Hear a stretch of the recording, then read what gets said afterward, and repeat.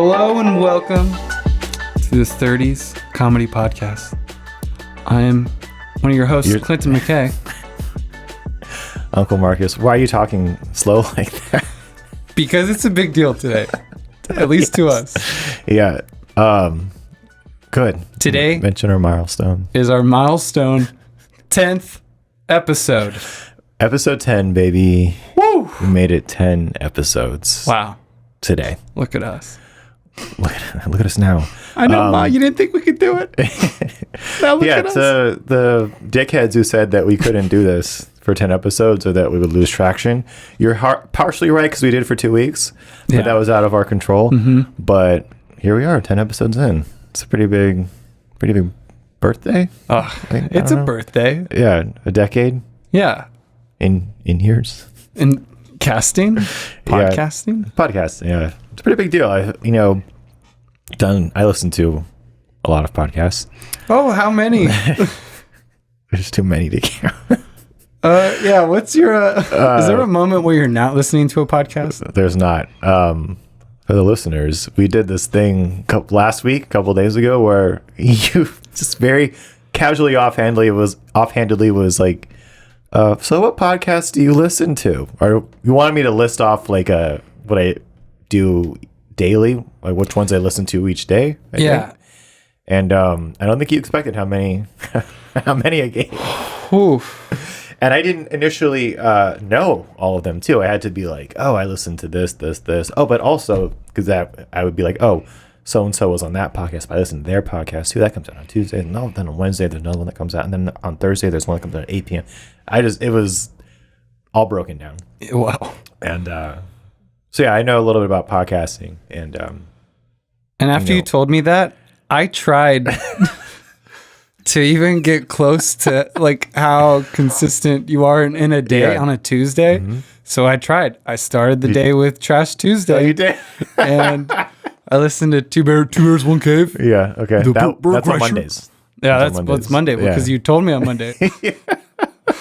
So I had to catch up. Yeah. Then there was Bad Friends. Yeah, Bad Friends, I don't know the day that one comes out. I think it's Monday or Tuesday as well. Yeah, but then there's the ones that I listen to. Because I listened to Pete Holmes. Okay. Pete Holmes. And Pete Holmes, yeah. You made it weird.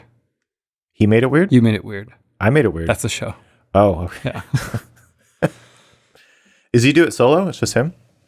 He has guests on. Okay. They talk for like 3 hours. Yeah, those long format ones. Yeah. Those are nice. Mm-hmm. Like the Joe Rogan ones that go on for 3-4 hours. They're nice like if you have a task that you need to do for the day and you just want something on in the back. Yeah. I do that for the majority of my podcasts. I don't just sit there and listen to them and like just sit there and listen. I usually which is also nice with the video element of podcasting nowadays when we're on YouTube, or even Spotify has a YouTube element or a video element as well, where you can actually see the people talking. So it's kind of cool to see it, like, because it gives that a little bit of a feeling that you're in the same room with them. Yeah. Like, and some of them, like Two Bears, One Cave. You have to see that. You have to watch that. You have to watch them just to see what Bert does, because Bert's like, I swear, I can do 50 push-ups right now. And then Tom's like, yeah. Then you have to watch Tom's reaction of just looking into the camera. Yeah, because Tom won't talk that much. He doesn't talk a lot. If Bert's there, he can't talk a lot because Bert won't shut the fuck up. He sets it up, and he goes. He's very much so? The yes and of improv. Yeah. With Bert, if you don't know about improv or take improv lessons, it's all they tell you, like yes and, just to keep the scene going. And so whoever's improving, you just because the worst is if I'll try one and then you shut me down. Yeah. Okay. And that ruins the improv. Well, that's it. That's why you can't do it. But if you see it and you see someone just shut it down, it's like the most awkward moment. Yeah. And it feels really weird. Because then it just ends. Yeah. It's like, oh, hello, Marty. What are you doing here at this party? I'm not here. I hate everybody. Yeah. And then cut. Okay, come on. Yeah, I've never taken an improv class, but I know you've taken improv, and I have some friends that have done improv, and they tell me stuff like that where it's you gotta Improv games are fun. Yeah, they're fun if you belong. Because I think some people try out improv. They try it out to see if they can do it, and you know pretty quickly if you can or can't. And so like you get someone that can't do it. It's just like kind of sucks to watch. It's tough to watch because it's really just play. Mm-hmm. When you see that someone can't play, it's like you must not have been fun growing up with. Or they're just the wrong fit. You're not meant to do this. Yeah. Maybe sit down and write for like 8 days. Yeah. And come up with something funny. That actually brings me to something I've been thinking about doing. Mm-hmm. I've been thinking about it for a long time, but I think I'm going to finally pull the trigger. Which is take a voice acting class. Especially now that I've been behind the mic so much with this. And even before this, like I have a Yeti mic at home that I used to just practice. Before I started doing this, I would practice into just to get comfortable speaking into a mic and hearing myself come out of a mic during playback. And now doing this, and because like we have to watch the show, and I make clips of the show, or we don't edit it, but we still have to hear our own stuff back. Mm-hmm. I think I'm going to do it. Have you looked into it? I have looked into some classes. They're all most of the ones that I want to do are all in LA, which is it's good and bad, I guess, because that's where the industry is. But I think I'm going to do it. I think it'll be a good idea. That's one of my dream jobs. Yes, we have a trend on this show about just being creative weekly. Like it's whether it goes anywhere or not, it's just good for you to be creative on a regular basis. However that creativity manifests for whatever, it's gonna be different things. I think I'm gonna try doing voice acting. Do it. Yeah. Have you ever done voice acting? Because you did acting. I love voice acting. I do it on my own, but I haven't gone to a class for that. No, feels weird for me. There's things where you can go online where they'll give you material, I guess, or they'll give you lines, and there's software where you can say them. They'll give you a script or whatever, and you can hear it back. So it's like when you say do it on your own, that's kind of like your own vocal training. And I don't know what the class will entail, if it'll just kind of be that, but there'll be somebody there with you being like, okay, open your diaphragm, or get a little bit more guttural, whatever it is. Yeah. Suck it all the way in. Guttural. Yeah. But yeah, I think that'll be cool. I'm excited to try it. Dang. Yeah. What would you, because my dream would be to voice a Disney character. A Disney character? Yeah, specifically Disney. Well, I think, you mean like a big Disney movie? Yeah, well, I mean like Genie from Aladdin. Okay. Don't they just hire my favorite celebrities to do that? Like actors just not even act, they just play their voice. It depends. Yeah. Well, yeah, there's that one voice actor who does it for Ryan Reynolds. And he probably did it for like the whole Detective Pikachu movie. Instead of Ryan Reynolds? Yeah, I don't know how often he came in to record. To fill in? Yeah. To do like post stuff instead of, or what's it called? ADR? Yeah. Yeah, okay. ADR. Maybe.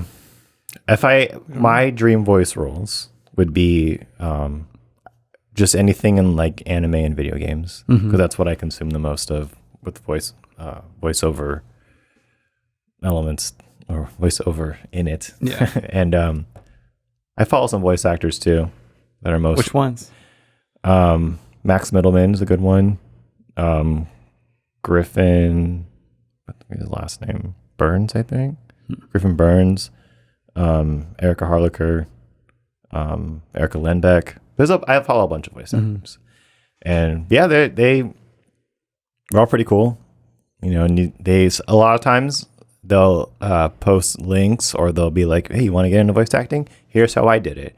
And the trend between most of them is that they just took a class. Yeah, they didn't. Obviously, you can go to school to be an actor and then find a way into voiceover, but some of them went to school to be fucking doctor, or like anything, and they were just like, I just took a voice acting class as like to try it out, to like get out of your shell a little bit or whatever, which also I kind of wanted to do it for that reason too. And ended up turning into a career. So I don't know if mine will turn into a career, but it just sounds like a fun thing to do. I at least want to try to do it as a side hustle for now. Yeah. See, I'm not even seeing it as like a hustle anyway. It's just like if I end up getting a paid gig from it, however long that's going to take. Cool. Well, the websites out there, like they'll ask you to record something and they'll give you $5 or something, like really? Stuff like that. Yeah. Oh. So it's not like voice acting. It's kind of easier nowadays because there are a bunch of websites that you could go onto to send in your stuff. So that's why you could do it everywhere instead of just you can do it like from auditioning. home. You could do it all over. So that's like the perk. But yeah, class would be a nice place to just meet other people that want to do it. Yeah. And it's just, the social element too. And it's just a good way to be creative, which I like to do more of. Yeah. Because do you want to do this topic now or later? Meeting people. Just do it now. It's yeah. Because at this point in life, like as I'm 30, I don't know many places where I can go and meet new people. Yeah. It's basically like a class, like my teaching classes have been where I've met people, but it's hard because they're like also teaching and doing 2 jobs and have a family. They have a life. They have lives. So it's hard there, but like, heck, I would do the class just to meet other people who think they could do silly voices like me. It's hard. Playing into our namesake is the 30s. It's tough once you get into your 30s to meet people because your life usually is already kind of going, and just your relationships are usually wherever they're at. Not romantic, but any kind of relationship is usually already formed and it's already evolved or fallen off. Because we stop talking to people all the time, but naturally, not like in a bad way. Your lives just go different directions. Yeah. But when you get older, it's just harder. Especially where the fuck do you meet people? If it's not at work, and even sometimes people don't work with other people; they work alone. Like I have 2 jobs. One of them's from home. I'm on a laptop all day. The other one's social, but other than that, I don't. Like you can meet people socially like in a bar or something, but it's just that usually. It's just for that experience that night or that moment, unless it's just like amazing and you have something in common. Like, oh, you also go to the Erewhon, in Beverly Hills. I don't know. You also go to that same Erewhon? Oh, maybe I'll see you there. And then if you happen to see them there, it's like, oh, then it continues. It's hard in your 30s. Like that. You have to meet people through other people. Yeah, which is why I hang out with our best friend Skylar so often, and I like to hang out with him because he is someone who's like, oh, all these people are going to be there, let's go hang out with them, and like sure I get annoyed because it's like, oh, it's the same places, but at least I'm with people I know and it's social. Yeah, I don't know. So I can't complain too much. I think you just have to. We all just have to put ourselves out there more. If you want to meet new people, I'm at a point in my life where I don't want to meet new people. But you just have to put yourself in uncomfortable places. Even if you're going to be there alone. I think that's what a lot of it is going somewhere alone and just like coming out of your box a little bit and. Say you notice somebody's tattoo. That happens to me all the time when I go to conventions. The only place my tattoos get recognized because they're really nerdy. But someone will see my leg and be like, "Oh, fucking, does it get a Psyduck and a Cactuar?" And all they'll know what I have. It's like, yeah. And then you got to post a pic of it for the audience. Okay, I'll post my leg up on just the socials, but and then that turns into a conversation, but. I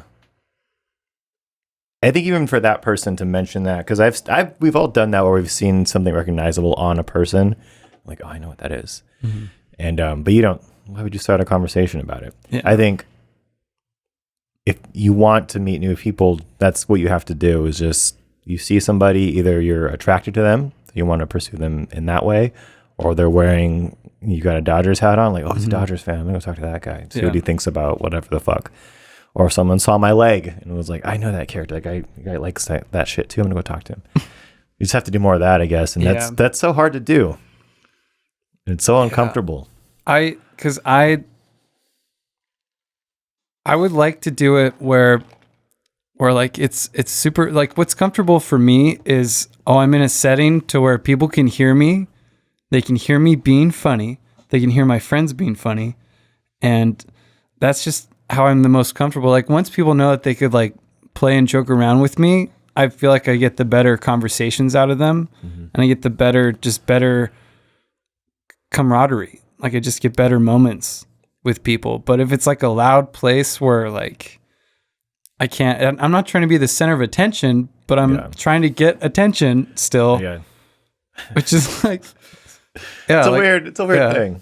Yeah, like I don't want everybody looking at me, but I want some to like see a little bit of the show. Who the fuck wants everyone looking at them? Those people we all know people like that. And what is wrong with them? I don't know, because I feel like I'm a part of that, because I feel okay with the attention. Yeah. So I feel like my whole life I've been like thrust into attention. If it wasn't at church, it was at somehow in school I would get picked to like be in front of everybody. Yeah. I don't know what it was. Oh God. When I have my meetings for work, and they're all over Zoom, so they're not in person, but I always get picked to speak. I always get picked on some topic, and it's always, because it's like they ask for like volunteers first of all, and it's like no one's gonna fucking volunteer to talk about this boring subject that we all kind of already know. But they're like, oh, Marcus, why don't you go and talk? And it's like, fuck, like I don't want to talk, but they either chose me because I know I'm somewhat well spoken, or I know how to talk about what the topic we need to talk about is. Yeah. And it's always like having all those eyes on you, and like, you know how in Zoom they have the faces up. It's like they're not in the room with me, but they're all staring right at me. Yeah. Listening to me talk. It's like, I don't like how this feels. I always think like, who likes this feeling of just all eyes on, like think about, bringing it back to comedians, because that's all we talk about, or all I talk about. How do the ones that do theaters? Yeah. And there's like 3,000 people in that room. And granted, you can't see them because they're far away and because you have lights on your face, but you're in front of that many people who are all looking right at you. Yeah. I don't know, because when you're on stage, you oftentimes could only really just see the people in the front. Yeah. So anytime I've performed music or something, and it's easier if like you're doing music, because you could just start playing the song, and then you don't really like think about everybody else, unless you're like, why aren't they singing along? Yeah. Why'd they walk away? What are they doing? That's what are they the doing? Worst. Yeah. So we went to the Comedy Store on Monday, but just in general, like a comedy show, if you see somebody get up and leave, like I feel it when I see, especially when if like someone's coming out, like you're bringing somebody else to the stage and someone gets up and leaves, they're probably just going to the bathroom. They're not leaving the show, but even I'm like, oh no, sit back down. Sit back down. Like they can see you leaving. You know, it's good. It just makes me feel bad. I can't imagine being on stage and you're coming out to do your thing, whatever it is, and you just see people walking up, getting up and walking out. Yeah, that's why it's like a weird feeling of there could be all those people there, but you're still kind of you're enjoying all the eyes on you, because the high of having even like half of them laugh is so incredible. Yeah. That you just keep doing it. Yeah. And even if like only a few people laugh, it's true. Like, oh, I survived that now. It is a good feeling to make somebody laugh. Yeah. Like that's probably the best feeling in the world. Yeah. Even like when we're one-on-one and I'd say something and you laugh, like that felt good. Like that was it. Good. I did that. Yeah. I can't imagine making a whole room of people laugh. It's insane. And then when you like lose yourself in it. Yeah. I think the most is like in a work setting, and max there'll be like 15 people, and I'll like crack a joke or I'll make fun of somebody and they all start laughing. Like, yes. And then I try to like leave the group so that it's like, oh, he left on a high note. Yeah. Yeah. He made us laugh and now he's gone. Mic drop. Yeah. Yeah, it's a good feeling. But yeah, so we can talk about the Comedy Store. Yeah, so we went Monday, August 1st. Yeah. Which was a great way to start the month. Oh yeah, it was a good way to start. It was a great show. It was a great show. We saw it was mellow comedic. I wrote it down. Mellow comedic put it on. I guess they put on shows at the Comedy Store and the Improv, and they like get. I'm not sure how they book it, but they get a show together. And it wasn't like if you've ever been to the comedy show, if you've never been to the comedy show, there's 3 rooms in there. There's the main room, the OR, and the belly room. Most nights of the week, if you go into the main room of the OR, it's just like it's like the best of the store. So it'll be like 10-ish comedians, and they do 15 minutes, and then that's your show for the evening. You're there to laugh for an hour. I think it ends up being like an hour and a half, 2 hours. But this show, because it was a put together show by this booking company, Mellow Comedic, there was a couple openers and then headliners for the show. I put quotation marks if you can't see, which was Santino and Bobby Lee. And then a pop-in was Dion, what's his last name? Dion Cole. He's pretty awesome. He was good. Old Spice guy. He's the Old Spice guy? Yeah. Oh, the Old Spice guy made the joke about, like, he almost lost his contract with Old Spice. I thought the Old Spice guy was that buff dude. There's that guy too, but Dion Cole does it too. Oh, okay. Yeah, there's the shirtless guy. I think Dion Cole is in the other ones. Oh, is he also shirtless? Maybe sometimes. He does not look like the other guy. No. But yeah, the show's in the main room, and they had a couple openers, and then the 2 headliners, and it was a great show. Mm-hmm. I don't remember the name of the first guy that came out. Yeah, well, like the first 2 guys that came out, they're just kind of there were 2 guys before. Awkward. Yeah. What's his name? They're both very alike. Where they're like, "I'm Jewish, I'm liberal." Oh yes, that guy. Okay, I remember. He had a few good ones. Yeah. Yeah, the first 2 are kind of whack, but they were only up there for 10 minutes. Mm-hmm. 10, 15. It wasn't long.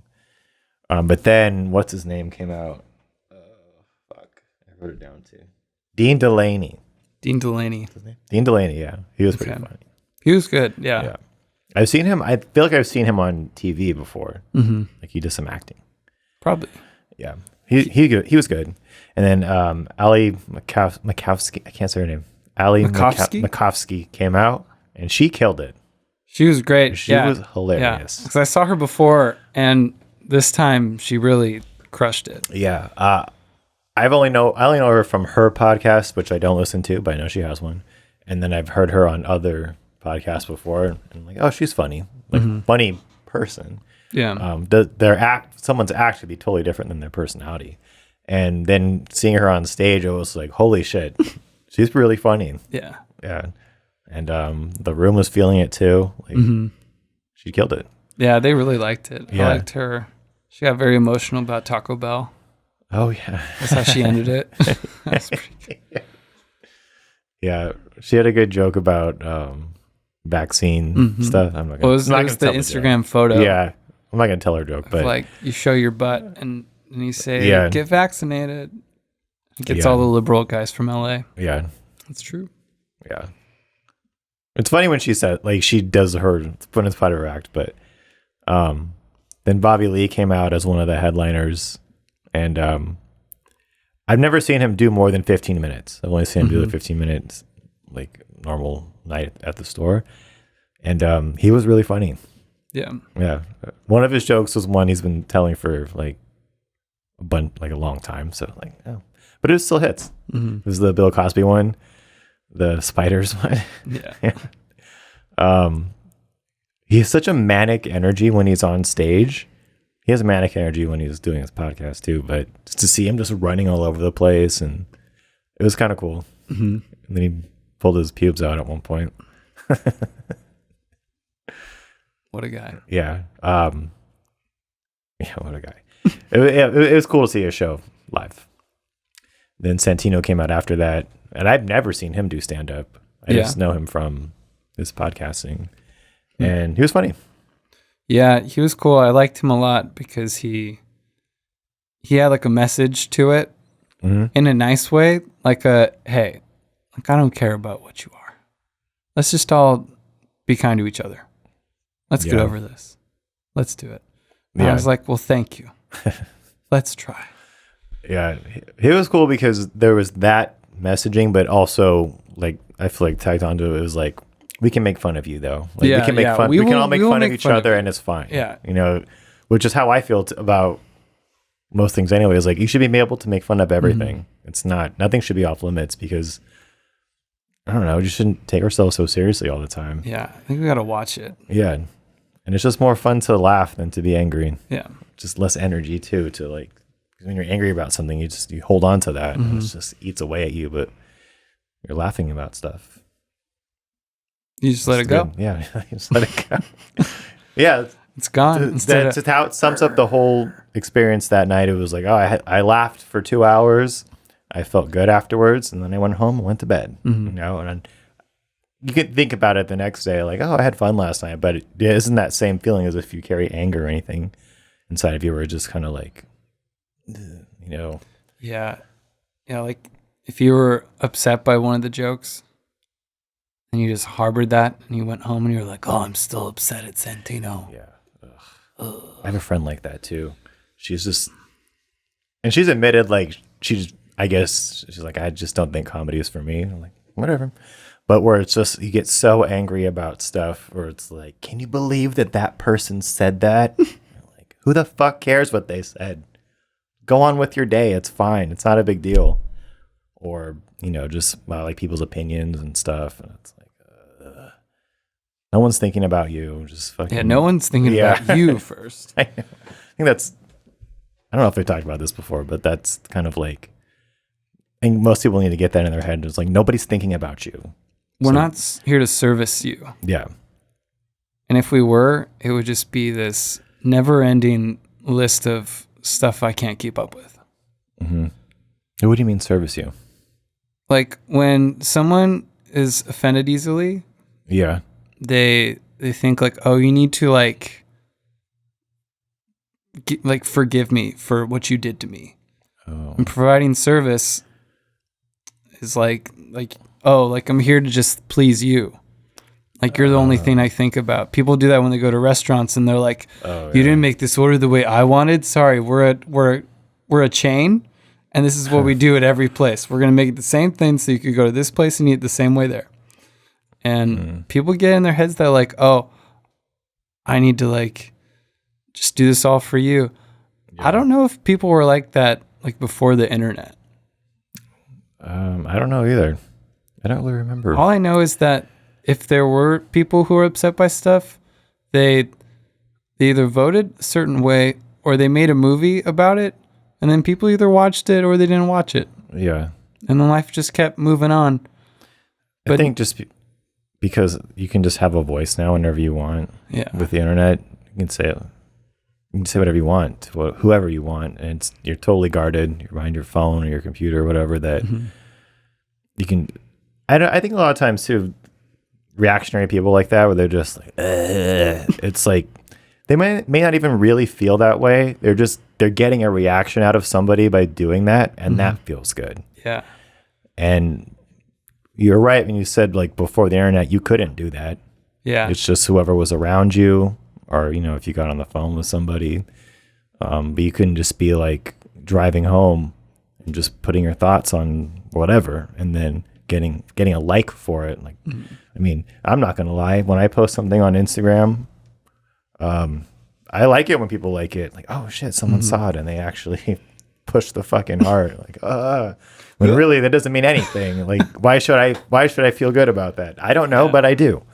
So I think that's why a lot of people pop off all the time. They're so opinionated. It's like, oh, because someone's listening to me, and it's like, yeah, someone may be listening to you, but they really don't care. Like, it's there because they see it, but no, they're not thinking about you when they go to bed at night. Yeah, being woke feels like growing up in church now, where when you go to church, you're taught these rules, and you're taught what not to do and what to do. And when you grow up like that, like the way I did, you either come out of it like a goody two-shoes Captain America type, or you come out of it like a Deadpool type who wants to like trash on the line and always like try to cross the line and not get in trouble or get in trouble, but then come back to it. And so like I felt like I was always trying to do that. Like I knew the line, but then that's what makes it fun too, is knowing where the line is. Yeah. So with a lot of the woke stuff, it's like, oh, I'm getting very tempted now to just make fun of everything again, as if I'm in church. And it's like, well, church was sacred, but nowadays it's like it's kind of lost it. And I feel like woke will kind of do that too, where it'll be like, oh, we're gonna like really try to be good, and then it's gonna just kind of it's gonna bounce back. It's gonna go back. Everything's cyclical, and the woke stuff, wherever you fall on the woke spectrum, which I've heard like a long time ago that it's not. You can't be woke. It's just something that you try to do. Like, there's never going to be done. It's never going to be like, okay, now you've achieved wokeness, or however you put it. It's just like you just kind of keep going in that direction. And when it's not defined, like there's no defining terms for what woke is, it can go wherever it wants. Mm-hmm. So I think it's just going to move. It's just going to keep like moving around, and wherever it lands on the target, it's just, oh, now we're aiming for this one. Now we're aiming for that. Now we're aiming for this, to where you just kind of have to make fun of it.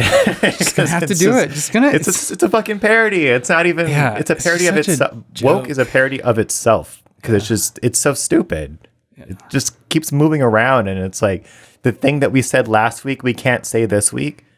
Oh, and then okay, fine, and then next month, like you just said that was okay to say a month ago. Oh, now it's not. The thing before that was actually the way to do it. Okay.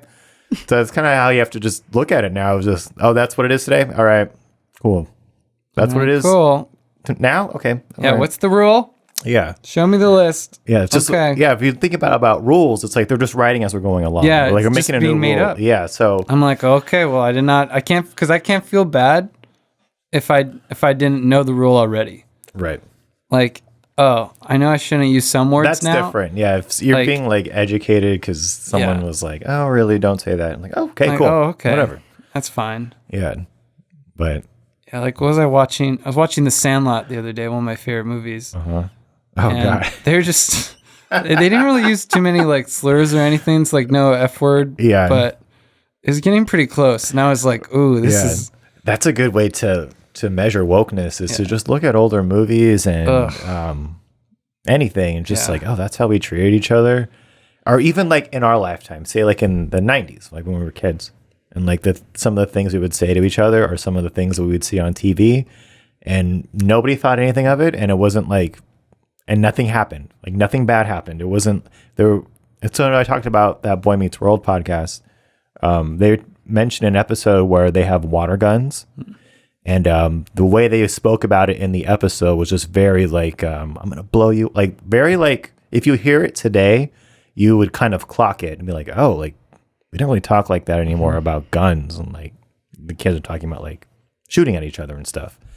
It's like, you don't hear that anymore. But that happened back then. It happened when we were kids. And like, we turned out okay. Like it wasn't that something to shame really. It's just, it wasn't considered a thing back then. So it's kind of, I think it's interesting to look at like older, because movies are always a footprint for like culture. Mm-hmm. So it's interesting to go back and look at those things and be like, oh shit, that's how, especially in your lifetime, like that's how we talk to each other. Yeah. I remember that.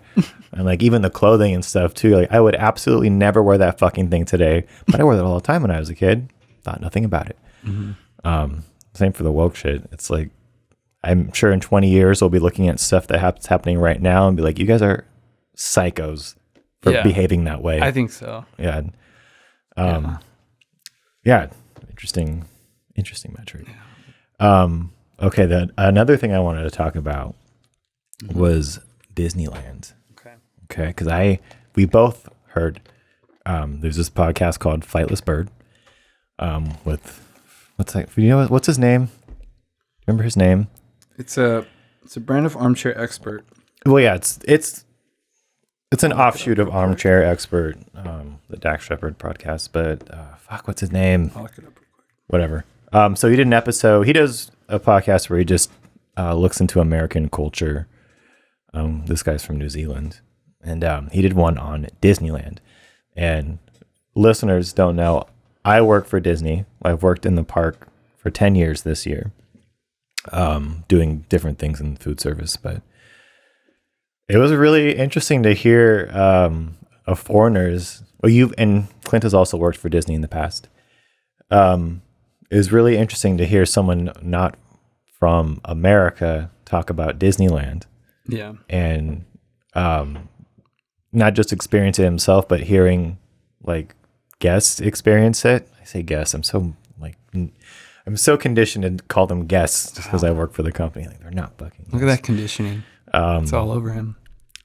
Yeah, it's kind of interesting to hear them talk about this company that I've worked for 10 years and hear about the things they got right, and hear about the things they got absolutely wrong about it. Yeah, like I had a friend, she works at WB-TV, and more recently she was asking if she should try to get a job at Disney instead, because the Warner Brothers shows are all kind of getting axed right now.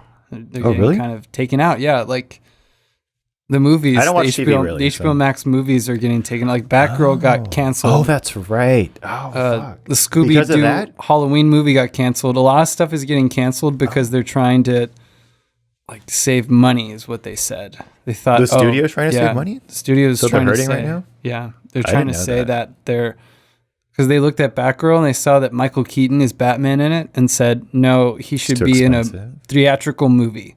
Well, he's in The Flash, right? Yeah, so they said, oh, no, characters like Batman, Wonder Woman, Superman should be only in like theatrical movie releases. It's like this guy didn't experience the last 2 years of COVID. So are they trying to do the Disney route with having TV shows as well as movies? Well, like now they're like a shared now universe. They're revamping it to where they're trying to do a Marvel 10-year plan of movies. Which, I mean, I guess it's better than whatever the heck was going on this whole time. There was no footprint before. Yeah. It was just, there was no outline of what they wanted to do. It was just random shit. My friend was worried because she's like a manager at Warner Brothers, but then the job at Disney said supervisor. And I thought, but they like to call their jobs different things. So I was like, hey, look, if the job is like Sorcerer's Apprentice, just take do some research, because like maybe Sorcerer's Apprentice is better than like running all of Warner Brothers. Yeah, because with Disney, I know when I got hired in, and then I've heard stories over the years of working there, the job title that you are maybe interested in doing or that they may be offering you may not be the job that you're doing. Mm-hmm. So that's interesting. There's like supervisor, manager, because I guess they're kind of the same thing, but there's like but you're also going to be doing this, or like, you know, little addendums like you're actually going to be doing this, even though we call you a manager, you're going to be sweeping the floor. And it's like, fuck. Yeah, you're a manager, but like you're picking up the trash. Yeah, they do shit like that where they kind of just slip in verbiage that makes it sound more important, but it may not be. Mm-hmm. That's interesting. So did she take it? How long ago was this? This was recent? It was a few days ago. And I was like, well, what CW TV show are you going to work on? She was like, oh, The Flash and Riverdale. And I'm like, those are both ending now. There's going to be nothing from Warner Brothers unless it's HBO. HBO will have shows. But wouldn't Warner Brothers still make those shows and then they sell them to HBO? Actually, I don't know how that works. Well, because HBO doesn't make those. They don't make those shows in house, right? They're all made at Warner Brothers by Warner Brothers, and then somehow in their deals they're able to put it onto HBO Max. Well, with HBO Max, they saw that as like, oh, if we make HBO Max specifically a movie meant just to be streamed on the app, we're doing this like Netflix, where we developed it and we have our own platform to release it on, so we don't have to license it out to ABC or TNT or all these other sites, all the other channels or networks or apps or Netflix. Cheaper than just make it themselves. Yeah. So that was the initial plan, but now they're like literally trying. This is my friend posted a picture of, I've seen this before, and it's a poster from The Producers. Mm-hmm. Because have you seen The Producers? Mel Brooks? The musical? Yeah. No. You haven't seen The Producers? I don't think so. Wasn't like Matthew Broderick and Nathan Lane? Yeah, they were in the more recent one. Because in The Producers, it's about a really, really bad theater producer who he keeps having all these bad shows, and they just keep not working. and he gets this new accountant. So in the more recent one, Nathan Lane plays the producer, and Matthew Broderick is the accountant. And the accountant notices that they will actually make a lot of money through taxes if they have a giant flop. So if they have a movie that does really bad, or a theatrical production that does really bad, they will make way more than if it was successful. The producers will. Okay. Yeah. So the producer, and so Nathan Lane and Matthew Broderick, they go and they try to find the worst script that they could ever come across. I think I have seen this. And it's the one where they find Springtime for Hitler. Okay. Yeah. Springtime for Hitler. It's really funny, but it's so like it's done in such a way that the actor who plays Hitler does it really flamboyantly. Yeah. So people love it. So it actually makes them a lot of money, and they end up getting in trouble and going to jail. Oh. So does that happen? So that's how it looks. Studios? That's how it looks with this, where they're going to get. It cost them $90 million to make Batgirl. Jesus. But they're going to probably be okay with taxes. And that was going to be a movie, not a show. Yeah. Damn. Was it already filmed and ready to go? It was all done. Jesus. Yeah. Well, damn. Well, at least hopefully the people that worked on it got paid for doing their work. Because in that case, who doesn't make the money then? So then the studio? You don't make any, because they have to fund it, right? And then they have to get whatever back. Yeah, but they also tried to say that it would cost more to try to market the movie than it would. That wasn't part of the budget, the $90 million budget. Nope. Jesus, how would that cost more to the market? I don't know. Because it costs a lot of money to put your movie up on billboards and I know it's usually like an extra. If it's a big movie like that, it's like an extra 10 to 20 million to market it. Yeah, they made it sound like it's going to be a lot more. It looks scary, like scary amount. That sucks. Well, I mean, yeah, that sucks. One day it'll be resurrected somewhere, and they'll be like, "Oh, we're going to release it," like they did with Justice League, where they because all that footage is still going to exist somewhere, so they'll maybe some way find a way to navigate the contracts to just get it out at a later date and be like, "We made this thing, you guys can watch," and no one's That's the part that sucks about it, is the people that worked on it, the ones who were like really into it and like, oh, we're making this cool movie, and no one's gonna see it. We shot it, we edited it, we did everything to it, and no one's gonna watch it. Yeah, sure, we all got paid for doing our jobs, but no one's gonna see this thing we created. It kind of blows. It really blows. Dude, that sucks. Cannot be fun. So that's happening. Well, you said Scooby-Doo had a thing that did that too? Yeah, there's a animated Scooby-Doo movie for Halloween. Yeah. And that got cut too. And a whole bunch of movies that were already out on HBO Max got cut. They were already out? Yeah. How does that work? They just take it off the platform? Yeah. That doesn't make any sense because I feel like it would still make money as long as it exists on that platform and it's getting views. Unless they have to pay to keep the contracts up to date. Who knows what that costs? That's the shit that in Hollywood that I find fascinating, but also kind of fucked up, is that there's so much behind the scenes shit going on with contracts. And that information is usually confidential and it's never released to the public. That it's like, you can do this and you can do this and you can do this, but if you do this one thing, you can't do it anymore. Or you're not able to do this. Like, we want you for this movie, but as part of the contract, you can't make that other movie with that other studio that you were talking about doing. There's all kinds of shit like that with the contracts, and it's fascinating. And I wish I worked in Hollywood so I could see those contracts for everybody, not just like directors and filmmakers, but the actors too, because they have weird fucking contracts, shit like that too, where it's like, you can make this movie, but you can't gain 7 pounds, otherwise we're gonna fire you. It's like, Jesus. The closest I got was like for example, I saw James Gunn one day on the lot, driving around everywhere, and then it was later released that day that he was going to do a movie with Warner Brothers. Yeah, he was probably there for a contract. They were negotiating his contracts. It was for Suicide Squad. Damn, that's crazy. Yeah. Oh, because that was after the Guardians thing where they fired him. Yeah, so I saw him on the lot, and I thought, oh, That made me think too, where they can fire you from your contract. It's like, what did he violate in his contract? It was because he had like old tweets or something. It was some old tweet thing, but then Kevin Feige made it sound like he wasn't actually dropped.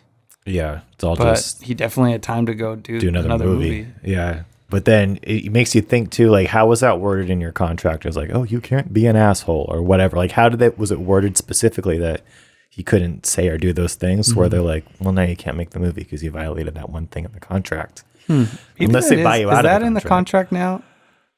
Do they do that? Oh, you can't be. I know they used to do it for Disney stars. Yeah. They'd be like, oh, you can't show your tits. And you can do whatever else you want to do on another movie or whatever. But if you show your tits, we're going to fire you from this show that you're on with us. Yeah. Like the Jonas Brothers had to shave every day. Really? Yeah. They had to shave. They had to shave every day. What is that? They didn't let them have facial hair. Because they would look older? Yeah. They wanted them to look young still. Wow. Yeah. That's fascinating. See, that's what I'm talking about. Like, I want to, Yeah. They should do a show. And maybe I'll pitch this to somebody, but it won't go through because there's no way you can legally do this, is to go into Hollywood and to just, you don't have to tamper with the contracts, but I just want to see the contracts and be like, you could get some studio exec or whatever lawyers wrote up the contracts, be like, okay, so for James Gunn on Guardians of the Galaxy Volume 2, here's his contract. I think that would be a fascinating show. And I think for legal reasons, it'd have to be stuff that's already filmed and done with. It's already out. Not upcoming stuff, because that wouldn't work. Be like, oh, like for Pirates of the Caribbean, Johnny Depp couldn't cut his pinky nail because he needed it to look like he was a drug addict or something to be that convincingly be a pirate. And I think that'd be pretty fascinating to see a show like that. Yeah. What do you think? Like you have to work out, like think of all the stipulations that could be in a contract like that. Like, yeah, it would definitely have to be like, you can't drink alcohol now. Yeah. You can't get fat. All appearance stuff. Yeah. I'm sure a lot of it is appearance based. You can't dye your hair. You can't get tattoos. You got to, like the Jonas Brothers, you got to shave every day. Shave everything. Like, holy shit. Shave everything. Shave everything, not just your face. You need to be totally hairless. Well, like Henry Cavill for Superman, they wanted him to shave his chest, but he said, no, look at this comic book where he has chest hair. Yeah. So he managed to get away with it because of the comic. But there's so many. That's so weird. Like, so many different ones. It must be such a weird experience to sit down with a team of lawyers and have them go through the contract with you and be like the chest shaving thing where it's like, your chest needs to be shaved. And it's like, well, why?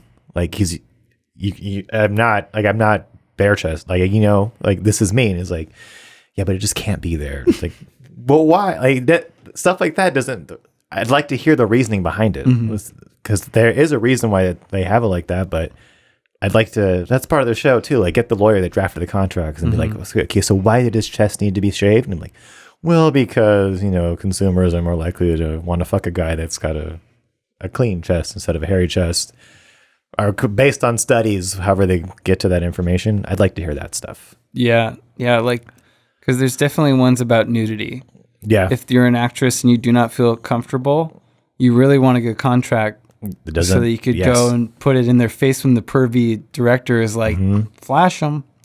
Yeah. Nope, not anymore. It's in the contract. I'm not going to do it. Can't do it. Don't let him pressure you. Don't pressure. Yeah. Like it's kind of helpful now because nowadays, like I heard, before you go on, a nudity thing in a contract once, and it was for the movie Cabin Fever. And do you know that movie? The Eli Roth movie, Cabin Fever? It's a horror movie. Anyway, I could have this wrong too, but there was one of the actresses, there's a sex scene in the movie, and the director, she's on top. The director wanted like her bare ass shown, and she was like, no, like I'm not going to do it. I believe this is right. It's part of her contract that she can't show her ass or whatever. And he was like, okay, let's just see like the top of the crack or whatever. I just want to see like some ass. And I could have this wrong, but the contract allowed like an inch of the butt, but not the whole butt. But you can see an inch of the crack. And so they had to tape they taped or some kind of adhesive to get the blanket like just on the right spot on her ass crack, so that like when she went up, so like the blanket went down, it would stop like right there. So you could see like an inch of her ass crack, but not the whole thing. Wow. I was like, again, it'd be fascinating to go into these contracts and see like how that came to be in the contract, where the lawyers are like, want to see your whole ass. It's like, Yeah. I'm only giving you 1 inch, or however the conversation went. I'm only to giving that. you 1 inch. Yeah, I'll just give you 1. We want a foot. No, you're only getting side you boob. give them 1 inch and they take all of it too. So We're not getting. You can only get. Hey, if my feet are in the shot, I'm out. yeah. Oh, big toes in the shot? No. You can see the rest of them, but I not the hate big my toe. big toe. Got a It's big, not long, curly hair on it that it just won't go away, and I'm not going to pluck it. It'd be called The Negotiator. I think that's a pretty fascinating show. The Negotiator. Weigh in, people. Let me know if you think that's a fascinating show, just to get into contracts. But Yeah. what were you saying before I cut you off? I'm sorry. Or is it? Oh no, it's not cool. I was important? just thinking of more contract stories. Oh yeah, dude. There's got to be. I'm sure you. And now I'm saying this should be a show, but I'm sure you can go online and look up to like what was the craziest, like what is one of the craziest things that in a contract that an actor or a director had to do for a movie. Because some of the most famous contract negotiations are like for Friends. They like the pay standard. the pay was they wanted everyone to have equal pay, Yeah. and everyone had to make like $1 million an episode or something. Yeah, I think the last 2 seasons it was $1 million an episode, they and were that like, was like we won't do it if only Ross gets this much. I think they like in solidarity, they're like we're all getting paid the same amount, which is cool that they did that. But that's a lot of money, dude. And that was back when multicam shows were doing like 26 episodes a season. Yeah. So like 26 million per pre-taxes per actor. That's insane. Let me do the math real quick. That's crazy money. 26 times 6 for slow up math users. Because then Big Bang Theory. $156 million just for the acting for those 2 seasons. Or that one season. One season. They did like 8. God, 11. that like means 10. like they did 10 seasons, maybe 10 11. seasons. But it was only for those last 2 where they made $1 million. But even seasons before that is like 500,000, 700,000. Like, God, how much money these assholes made on that show from just the show, not even the opportunities that came from the show, like other acting or like endorsements and all that. It's like stupid rich. Good God. Yeah, again, another great contract story. The Negotiator. Then there's people like Robert Downey Jr., who he barely had to do anything for Iron Man. What do you mean? There was a point where he didn't have to come to set. What point? He'd just show up. Oh. He just did. There's a point where like, oh, I guess I'll do this, because he would just have a stand-in for him I see what you mean. all the time. I mean, for the shots where you didn't have to be a part of, you just had the... Especially if he's in the Iron Man suit. Oh, that's right. He would just... That's him on every Marvel movie then. He's got a lot of times where he just doesn't have to do anything but record. Mm-hmm. But they do record. He does like face acting because his face is in the suit, so he still has to like get in makeup and stuff. But that's true. But that was just a in big his one. PJs though, like Or he's like in PJs doing it, which would be a fun gig. He doesn't have to work out like Thor. No. Freaking yuck. Oh, no. Yeah, I'm just going to show up. Snacking. He was still in pretty good shape though in the movies. Yeah. Yeah, not like Chris Evans or the other Chris's. Yeah. Someone make that show, or at least tell me who I need to talk to get that show made. The Negotiator. Yeah. All right. Should we wrap it up for today? What do you Is want? there anything else you want to stop or talk keep about? going? I mean, I guess we'll do more stuff next week. Yeah, we're getting to that point. And yeah, this is episode 10.